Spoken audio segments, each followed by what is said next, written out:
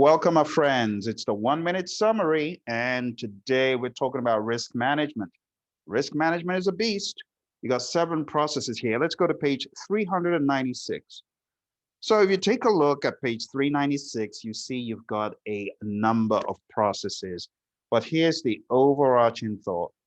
There are 7 things, but each of these things rolls up into one concept: uncertainty. Uncertainty that can impact the project positively or negatively. So one by one, the very first thing we want to do to deal with this uncertainty, positive or negative, is develop a plan. We call this plan risk management. We develop a plan for how to manage risks. The next process is identify risks. This is where we actually identify what could go wrong. We put it into a log called a risk log or a risk register. That is the formal name that PMI call it. The risk register has the cause of the risk itself, and the effect of the risk. And you go further in the next process to qualitatively analyze those risks. We call it perform qualitative risk analysis. We could say the risk is high, medium, low, be it positive or negative. We could also put a risk score on each risk by multiplying the probability rating of the risk by the impact rating of the risk.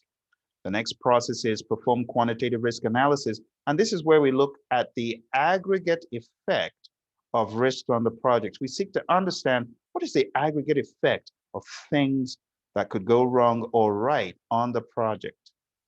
The next process is plan risk responses. And this is where we further develop our plans for whatever we've identified, positive or negative.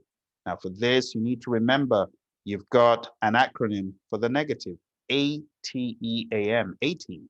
And you've got an acronym, I should say, a mnemonic for the positive, which is EASEE, easy. And when you spell those out, you get that mnemonic for you to remember those strategies for negative risks or threats, positive risks or opportunities.